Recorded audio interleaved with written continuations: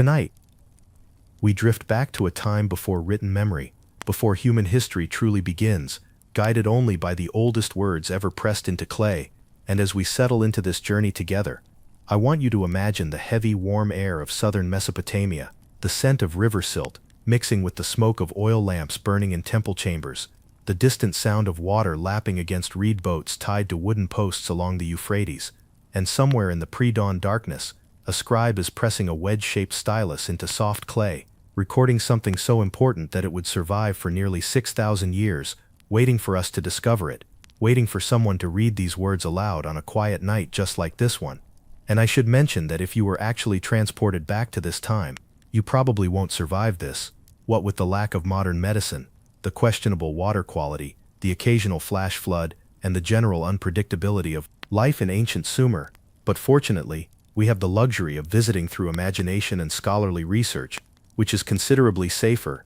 and doesn't require any vaccinations. So before you get comfortable, take a moment to like the video and subscribe, but only if you genuinely enjoy what I do here, because I genuinely enjoy crafting these nighttime explorations for you, and your support helps keep these journeys going. And while you're settling in, perhaps drop a comment below, letting me know where you're listening from tonight and what time it is in your corner of the world. I always love reading those little geographical dispatches from fellow night owls and restless dreamers scattered across the planet. Now dim the lights, maybe turn on a fan for that soft background hum, and let's ease into tonight's journey together, back to the marshlands of ancient Sumer, where the first cities rose from the mud like strange flowers, where priests climbed terraced towers to commune with the heavens, and where the very concept of measuring time was still being invented by people who had no idea they were creating something that would shape every civilization to come. And we begin our story in Eridu, considered by the Sumerians themselves to be the oldest city in the world, the place where kingship first descended from heaven,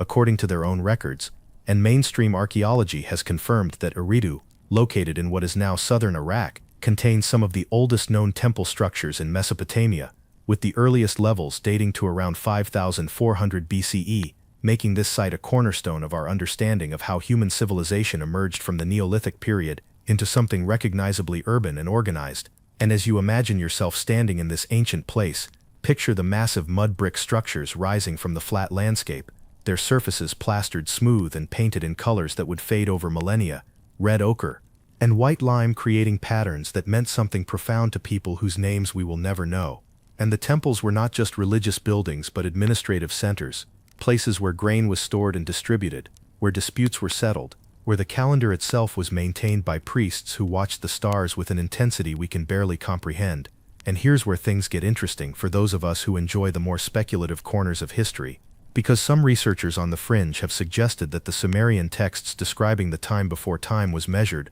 might contain actual astronomical data encoded in mythological language, with one particularly imaginative interpretation, proposing that certain cuneiform tablets reference a period when different celestial configurations marked the sky, possibly indicating knowledge passed down from a much older civilization that we haven't yet identified. And while mainstream scholars generally dismiss these theories as misreadings of poetic metaphor, there's something delightfully mysterious about the idea that these ancient scribes might have been preserving memories far older than their own culture, like librarians cataloging books they couldn't fully understand but knew were important. And speaking of things that are hard to understand, have you ever tried reading cuneiform without any training? Because it looks less like writing and more like someone dropped a collection of tiny arrows on wet clay and called it literature, which I suppose is technically what happened, just with more intention and considerably more meaning than my description suggests. And scholars have been debating for over a century about certain aspects of Sumerian chronology, particularly the question of how to interpret the fantastically long reign lengths recorded in the Sumerian king list, where pre-flood rulers are credited with reigns of tens of thousands of years. And this debate, formally documented in academic journals from the early 20th century to the present, centers on whether these numbers are purely symbolic, represent some kind of mathematical encoding, or perhaps reflect a different system of counting time altogether. And as you lie there in the darkness, perhaps with blankets pulled up and eyes growing heavy, consider how strange it must have felt to be one of those early scribes, living in a world where the boundary between the divine and the mundane was as thin as the clay tablet beneath your stylus, where the gods were not abstract concepts but active participants in daily life, where the very act of writing was considered a gift from the divine realm, specifically from Nisaba, the goddess of grain, who somehow also became the goddess of writing, which makes a certain kind of sense when you realize that both agriculture and record-keeping are essential for civilization, though the career transition from grain goddess to literacy goddess is perhaps history's first example of professional rebranding. And as the night deepens outside your window, imagine the night deepening over Eridu as well. The stars emerging one by one in that ancient sky, the same constellations we see now, but with different names and different stories attached to them, and the priests emerging onto the temple platforms to observe and record, their clay tablets carefully prepared, their reed styluses ready to capture the movements of the heavens. And what they recorded would eventually help us understand how ancient peoples conceived of time before they had systematic ways to measure it, before the invention of the calendar as we know it, when the passage of seasons was understood through the rising and setting of certain star groups, the flooding of the rivers, the patterns of bird migration, and the subtle cues that only those who lived intimately with the land could read. And this is perhaps the most profound thing about the Sumerian world. Before time was measured, the idea that human beings navigated their existence through accumulated wisdom rather than abstract systems, through stories passed from elder to youth around flickering fires,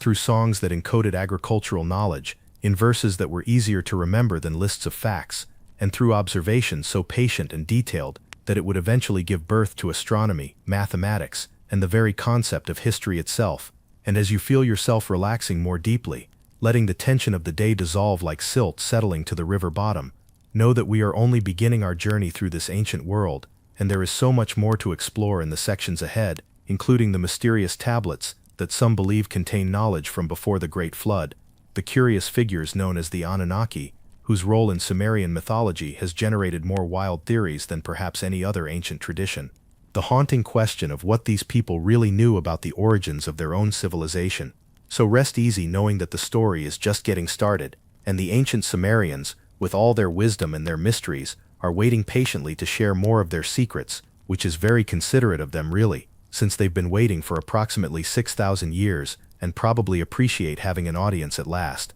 And as we prepare to move into the next section of tonight's journey, take a slow deep breath and imagine the smell of that ancient river, the rich organic scent of the marshlands that provided reeds for writing and building and countless other uses, the warm clay beneath your imaginary feet, the sound of temple bells in the distance marking the hours in a world where time was still being invented, and know that you are safe here, floating between sleep and waking, between the ancient past and the comfortable present, carried gently by words that connect us across unimaginable spans of time, to people who first discovered that marks pressed into clay could preserve thought itself, could capture language, and send it forward into futures they could not imagine, including this future, this moment, this soft night where you are listening, and I am speaking, and the Sumerians are, in a strange way, speaking through us both. The temple astronomers of ancient Sumer work in conditions that would test the patience of any modern scientist, spending countless hours on the exposed platforms of the ziggurats, enduring the cold nights of the Mesopotamian winter and the suffocating heat of summer, all to track the movements of celestial bodies that they believe control every aspect of earthly existence. And as we settle deeper into tonight's exploration, imagine yourself as one of these watchers of the sky, wrapped in wool robes against the night chill, your eyes trained on the eastern horizon where the first stars of the evening are beginning to appear, and you know their names like you know the names of your own children, each one a god or a hero, frozen in light, each one carrying messages from the divine realm, if only you can learn to read them correctly. And this is where we encounter one of the most fascinating aspects of pre-measured time, the development of astronomical observation as both science and religion simultaneously, with no clear distinction between the two. Because in the Sumerian worldview, understanding the heavens was understanding the gods, and understanding the gods was understanding reality itself, and mainstream scholarship has established that the Sumerians developed sophisticated astronomical knowledge that would later be inherited and expanded by the Babylonians, including the identification of the major planets as divine beings, the careful tracking of lunar phases for calendar purposes, and the development of mathematical systems precise enough to predict certain celestial events. And this knowledge represents one of humanity's earliest systematic attempts to understand the universe through observation and calculation, rather than pure mythology, though the mythology remained thoroughly intertwined with the calculations in ways that might seem strange to our modern sensibilities, but made perfect sense in a world where everything was understood as ultimately divine. And here the night deepens around us, as we consider the priest astronomers at their eternal vigil. And I should mention that if you're having trouble staying awake for this part, that's actually the intended effect, since this is a bedtime story after all, and the gentle rhythm of astronomical observation lends itself quite well to drowsiness, with all that patient watching and waiting, and the hypnotic wheeling of stars across the darkness. And speaking of patience, scholars have engaged in lengthy debates about the exact origins of Sumerian astronomical knowledge, with some arguing that it developed gradually through generations of observation starting in the Ubaid period, while others suggest that certain sophisticated concepts appear rather suddenly in the record, raising questions about possible influences from cultures we haven't yet identified or perhaps haven't yet excavated. And this scholarly debate, documented in publications ranging from the Journal of Cuneiform Studies to specialized archaeoastronomy journals, touches on fundamental questions about how knowledge develops and spreads in ancient societies. And while the mainstream consensus favors gradual indigenous development, the minority positions keep the conversation interesting and remind us that our understanding of the ancient past is always provisional, always subject to revision, as new evidence emerges from the sands of Mesopotamia. And now we come to one of those quirky interpretations that makes the fringe literature so entertaining to explore, even when we approach it with appropriate skepticism, because some researchers have proposed that certain Sumerian texts describing the movements of celestial bodies contain precise mathematical ratios that encode information about the solar system, which the Sumerians supposedly should not have possessed, including claims about the orbital periods of outer planets, and even suggestions of knowledge about planets that weren't officially discovered until the modern era. And while these interpretations generally don't survive rigorous academic scrutiny, they speak to a deeper human desire to find hidden wisdom in ancient texts, to believe that our ancestors knew secrets that we have forgotten. And there's something almost comforting about that desire, even when the specific claims don't hold up, because it suggests a continuity of human curiosity and wonder that stretches back to those first skywatchers on their mud brick platforms. And as you lie there listening, perhaps feeling the weight of your blankets, like the weight of millennia pressing down gently, consider the tools these ancient astronomers used, which were remarkably simple by our standards, consisting primarily of straight edges for marking positions, water clocks for measuring time intervals, and those omnipresent clay tablets for recording observations. And yet with these humble instruments they mapped the heavens with surprising accuracy, developing the sexagemal system of mathematics, based on the number 60 rather than our decimal system based on 10, which is why we still have 60 seconds in a minute, and 60 minutes in an hour, and 360 degrees in a circle, all because some Sumerian mathematician, thousands of years ago, decided that 60 was a particularly useful number for calculations. And honestly, they weren't wrong, since 60 divides evenly by 2, 3, 4, 5, 6, 10, 12, 15, 20, and 30. Making it remarkably practical for the kind of fractional calculations astronomy requires, though it does make the multiplication tables a nightmare to memorize, which is perhaps why my third-grade math teacher never mentioned that we could blame the Sumerians for homework. And as the night continues to deepen, imagine the sounds of the temple complex around our hypothetical astronomer, the soft chanting from inner chambers where priests perform rituals to please the gods, the occasional bleating of sacrificial sheep in the courtyards below, the distant barking of dogs in the city that spreads out from the temple's base like ripples from a stone dropped in still water. And all of this noise eventually fades as the hours grow late, until only the stars remain, eternal and silent, speaking their celestial language to anyone patient enough to learn it. And the tablets that recorded these observations were carefully stored in temple archives, some of which survived the millennia buried in the ruins of once great cities, waiting for archaeologists to unearth them and linguists to decode them. And when we read them now, we are reading the work of people who genuinely believed they were deciphering messages from the gods, people who approached their observations with a reverence we might reserve for sacred scripture, because to them it was sacred scripture, written in light across the dome of heaven. And the fact that their observations were also genuinely scientific, genuinely useful for predicting seasons and planning agriculture and maintaining the calendar, did not diminish their religious significance but rather enhanced it, showing that the gods were orderly beings who governed the universe through predictable patterns, which is perhaps the origin of the very concept of natural law, the idea that the universe operates according to consistent rules that human beings can discover and understand. And this is one of humanity's most profound insights, emerging here in the marshlands of southern Mesopotamia, before spreading outward to influence every civilization that followed. And as your breathing grows slower and your thoughts begin to drift like clouds across a moonlit sky, Know that these ancient skywatchers are still with us in a sense, their observations preserved in clay, their mathematical systems embedded in our daily lives, their fundamental insight that the universe is comprehensible still guiding scientific inquiry today. And the night that surrounds you now is the same night that surrounded them, the same darkness scattered with the same stars, though the stars have shifted slightly over the millennia due to the slow wobble of Earth's axis, a phenomenon the Sumerians may have dimly perceived, and which later Babylonian astronomers would study in detail, calling it the precession of the equinoxes. And this cosmic wobble means that the pole star of their era was different from ours, that their zodiacal constellations rose at different times of year than our corresponding constellations do now. But the fundamental pattern remains, the same deep structure of a cosmos that cares nothing for human timescales, yet reveals itself patiently to anyone willing to watch and record and pass their knowledge to the next generation. And as we prepare to move into the next section of tonight's journey, where we will explore the mysterious figures known as the Anunnaki and the controversial interpretations that have grown up around them, take comfort in the continuity that connects us to those ancient watchers, the unbroken thread of human curiosity that runs from those first mud brick platforms to the space telescopes of today, all of it beginning here, in the world before time was measured, when the stars were gods, and the gods were stars,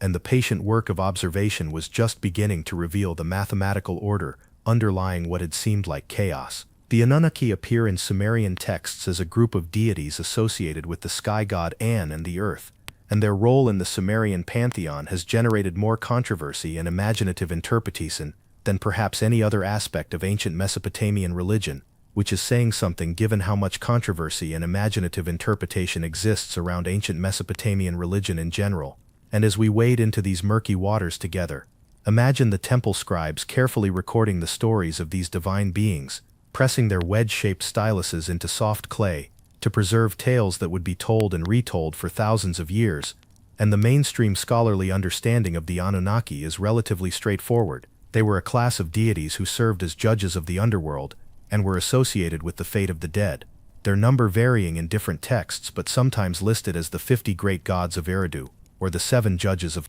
the underworld, depending on which tradition you're consulting and how late in the evening it is when you're doing your research, because Sumerian mythology has a delightful tendency to contradict itself from text to text, which is less a flaw in ancient record-keeping and more a reflection of the fact that these stories were living traditions that changed as they were passed from city to city and generation to generation. And scholars have noted that the Anunnaki were particularly associated with the earth and underworld, while a corresponding group called the Ajigi were associated with heaven. And this division of divine labor reflects the Sumerian understanding of the cosmos as layered, with different deities responsible for different realms, and all of this is fairly uncontroversial in academic circles, representing the standard interpretation you would find in any well-regarded textbook on ancient Near Eastern religion. But of course, we can't discuss the Anunnaki without acknowledging the elephant in the room, or perhaps more accurately, the alien in the spacecraft, because the Anunnaki have become the subject of elaborate alternative history theories that propose these divine beings were actually extraterrestrial visitors who came to Earth hundreds of thousands of years ago to mine gold and genetically engineered human beings to serve as a slave labor force. And while these theories, popularized by writers like Zecharia Sitchin in the latter half of the 20th century, are not supported by academic Sumerology and are generally dismissed by scholars as based on mistranslations and wishful thinking, they have captured the public imagination in ways that more sober interpretations never could. And there's something almost admirable about the sheer ambition of these alternative readings, even as we note their scholarly shortcomings, because they take ancient texts seriously enough to build elaborate cosmologies around them, and they tap into deep human questions about our origins and our place in the universe. And if the mainstream academics are right, and the fringe theorists are wrong, which they almost certainly are, it's still worth asking why these theories appeal to so many people, what need they're fulfilling that conventional history doesn't satisfy. And as you lie there in the comfortable darkness, perhaps you're wondering the same thing, or perhaps you're thinking that this is a lot of philosophical musing for a bedtime story, to which I would respond that bedtime is actually an excellent time for philosophical musing, since the boundaries between sleep and waking, between the rational daylight mind and the dreaming nighttime mind, are already blurring. And speaking of boundaries blurring, the scholarly debate around the Anunnaki includes serious academic discussions about how these divine figures evolved over time, how their attributes changed as Sumerian religion was absorbed and transformed by the Babylonians and later the Assyrians, and how comparative mythology can help us understand what the Sumerians actually believed versus what later interpreters have projected onto their texts. And this debate, which you can trace through scholarly journals and conference proceedings and increasingly heated footnotes in academic monographs, touches on fundamental questions about how we interpret ancient texts that come to us fragmented and decontextualized, stripped of the living culture that once gave them meaning. And as your breathing continues to slow and deepen, imagine the Anunnaki as the Sumerians might have imagined them, not as aliens in spaceships, but as terrifying and beautiful beings who held power over life and death, who sat in judgment in the underworld and decided the fates of the deceased, who received offerings and prayers from trembling mortals who understood their own fragility in the face of divine power. And this conception is in many ways more interesting than the alien hypothesis, because it reveals something profound about how ancient peoples understood their relationship with forces beyond their control, forces they personified as gods to make them comprehensible, to make them something you could pray to and offer sacrifices to, and perhaps, if you were very lucky, appease. And the clay tablets that preserve these beliefs are physical objects you could theoretically hold in your hands, small enough to fit in your palm, yet containing ideas vast enough to shake civilizations. And the scribes who created them probably never imagined that their words would survive the cities that contained them, would outlast empires and languages and religions, would one day be puzzled over by people in a world so different from theirs that it might as well be another planet, though of course it's the same planet, just with considerably more technology and considerably less mud brick construction. And I sometimes wonder what those scribes would think if they could see us now, reading their words in translations they couldn't have anticipated, projecting our own assumptions onto their carefully preserved traditions, debating their meaning in forums they couldn't have imagined. And I suspect they would be pleased that anyone still cares, even if they would be confused by some of our interpretations and probably horrified by others. And as the night continues its slow wheel around us, the stars of the Sumerian sky gradually giving way to different constellations as Earth rotates on its axis in that patient astronomical dance that never ends. Consider how the Anunnaki stories fit into the broader Sumerian understanding of time, a cyclical understanding where the present was always shadowed by the past, where kings claimed descent from divine beings and cities claimed origins in the primordial age before the flood, where the distinction between myth and history was not as clear as we might like it to be. And this is perhaps the key to understanding what the Sumerians meant when they spoke of the world before time was measured, not a world before physical time existed, since clearly the stars moved and the seasons changed, but a world before human history, as they understood it, before the institutions and records and city-states that defined their civilization. A golden age or a terrible age or both at once,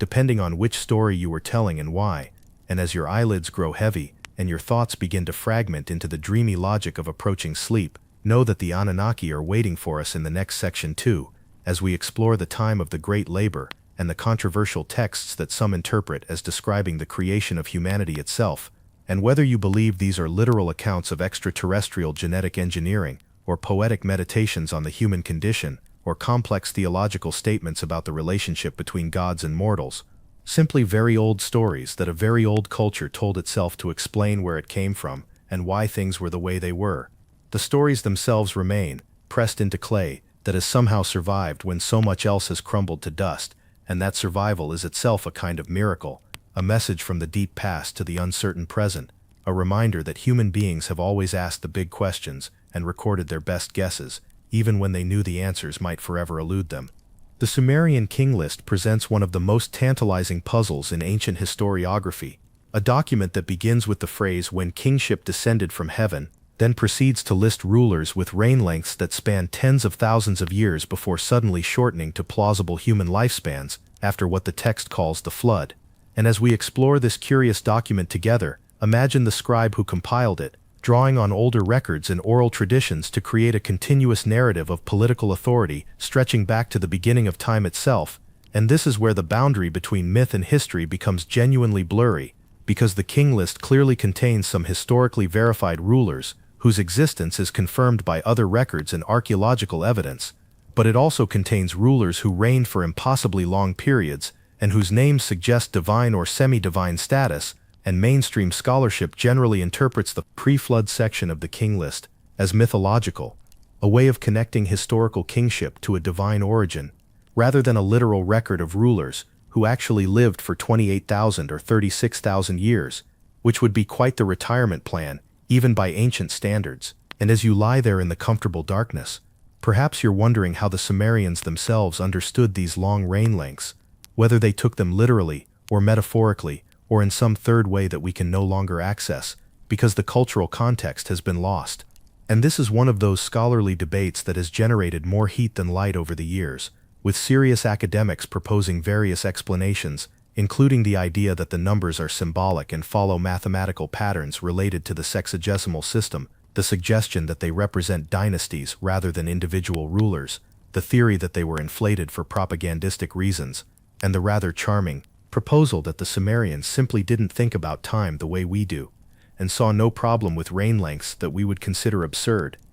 And as your thoughts drift towards sleep, consider the flood that the king list uses as its great dividing line, the catastrophe that separates the impossibly ancient rulers from the plausibly historical ones. And this flood, which appears in Sumerian mythology, as well as the later Babylonian epic of Gilgamesh, and of course in the biblical story of Noah,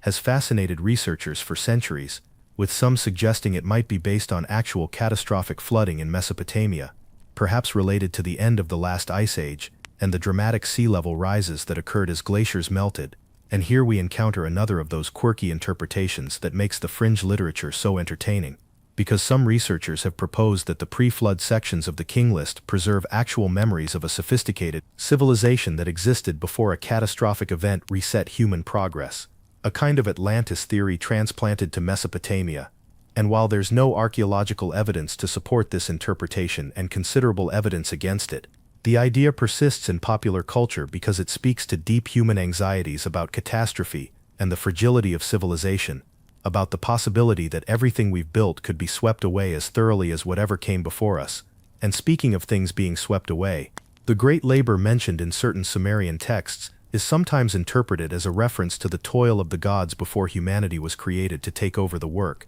And in the standard mythological account, the younger gods grew tired of the endless labor required to maintain the world and complained to the higher gods, who responded by creating humanity to serve as a labor force, freeing the gods from their drudgery. And this creation myth is interesting because it suggests a rather utilitarian view of humanity's purpose. We exist to work so the gods don't have to, which is perhaps not the most flattering origin story, but has a certain honest quality to it. And of course, the fringe interpretations of this myth go in an entirely different direction, proposing that the great labor was actually mining for gold, and that humanity was genetically engineered by extraterrestrial visitors to serve in the mines, which is creative if nothing else. And as the night deepens and your breathing grows slower, imagine the tablets that preserve these stories, some of them broken and incomplete, their meanings partially obscured by damage and the passage of time, requiring scholars to piece together fragments like ancient jigsaw puzzles with missing pieces and no box cover to guide them. And yet, despite these challenges, we can still read the essential outlines of what the Sumerians believed about their origins, about the gods who created and sustained and sometimes destroyed, about the kings who ruled with divine sanction, about the time before the flood when everything was different, and the time after the flood when history as we know it began. And the scholarly debate about the flood narratives includes serious geological and archaeological research, attempting to identify possible real-world events that could have inspired the mythological accounts, with some researchers pointing to evidence of significant flooding in the region around 5500 BCE, and others suggesting the Black Sea deluge hypothesis, which proposes that the Mediterranean broke through into what is now the Black Sea around 5600 BCE, flooding a large inhabited area in a catastrophic event that might have been remembered in stories passed down for generations. And while these theories remain controversial and none has achieved consensus acceptance, they represent serious attempts to find the kernel of historical truth that might underlie the mythological accounts. And as your thoughts continue to drift and dissolve, like clouds dispersing at dawn, know that we are approaching the final section of tonight's journey, where we will reflect on what these ancient voices still have to tell us, what the world before time was measured might teach us about our own relationship with time and history and meaning. And the tablets that contain these stories are still being discovered and decoded, with new fragments emerging from museum basements and archaeological sites, adding details and sometimes complicating our understanding of what we thought we knew. And this ongoing process of discovery means that our picture of Sumerian civilization is always provisional, always subject to revision, which is exactly as it should be, since knowledge that never changes is knowledge that has stopped growing, and the Sumerians themselves would probably appreciate this, given their own evident fascination with preserving and transmitting knowledge across generations. Their understanding that what one generation discovers becomes the foundation for the next, that wisdom accumulates like silt on a riverbank, slowly building new land from the flow of time. And as you feel yourself sinking deeper toward sleep, let the images of ancient Mesopotamia fade gently, the ziggurats dissolving into shadows, the scribes putting away their styluses for the night, the priests completing their final observations and retiring to dream of stars, and know that everything they recorded is still with us, still speaking across the millennia, if we're willing to listen. And so we come to the end of tonight's journey through the world, before time was measured, back through the layers of silt and clay and forgotten centuries, to a place where the first cities rose from the marshlands and the first words were pressed into tablets that would outlast empires. And as you lie there in the comfortable darkness of your own time and place, perhaps the images of ancient Sumer are still drifting through your mind, the temple platforms reaching towards stars that the priests believed were gods, the scribes working by lamplight to preserve knowledge they considered sacred, the rivers flowing past as they have always flowed past, carrying their burden of silt toward the distant sea. And what strikes me most about these ancient people is not how different they were from us, but how similar, asking the same questions we still ask, wondering where we come from, and why we're here, and what happens when we're gone, recording their answers in whatever medium was available, trusting that someone in the future might care enough to read them. And we do care, we are reading them. And in that reading, something of the Sumerians survives, not just their words but their intention, their desire to reach beyond their own moment and touch futures they could not imagine. And that desire connects us across all the centuries that separate their time from ours. And as your breathing grows slower, and your thoughts begin to dissolve into the gentle confusion that precedes sleep, know that you are part of this chain of connection, receiving wisdom from the past, and holding it for a moment before sleep takes you. And tomorrow you will wake in a world that still carries echoes of those ancient insights, the 60 minutes in your hour, the mathematical patterns underlying your technology, the very idea that the universe can be understood through patient observation, all of it traceable back to those first watchers in the marshlands of Mesopotamia. And if you enjoyed tonight's journey together, I hope you'll consider subscribing to the channel, and perhaps leaving a comment about what aspects of ancient history you'd like to explore on future nights, because these shared explorations are more meaningful when we take them together, and your engagement helps shape the stories we tell. And now, as the night deepens around you, let the sounds of the modern world fade, just as the sounds of ancient Sumer have faded. Let the tension leave your body like water soaking into sand. Let your thoughts drift like boats on a slow river, and know that sleep is waiting for you, like a patient friend, ready to carry you through the darkness to morning. And the Sumerians believed that dreams were messages from the gods, visits from the divine realm, so perhaps tonight you will dream of temple towers and starlit skies and the soft sound of reed styluses pressing into clay. And whatever you dream, may it be peaceful, may it be kind, may it carry you gently through the hours until daylight returns. And when you wake, the world will still be here, still carrying its cargo of ancient wisdom forward into an uncertain future, still asking the same questions the Sumerians asked, still recording its answers for generations yet unborn. And that continuity is perhaps the most comforting thing of all, the knowledge that we are part of something larger than ourselves, part of a conversation that began before memory and will continue long after we are gone. So rest now, let sleep take you, and know that you are held in the vast embrace of human history, connected to everyone who has ever wondered at the stars, everyone who has ever asked what it all means, everyone who has ever pressed their thoughts into whatever medium was available, and hoped that someone, someday, would understand. Good night and sweet dreams, and thank you for sharing this night with me. End of script. Sweet dreams.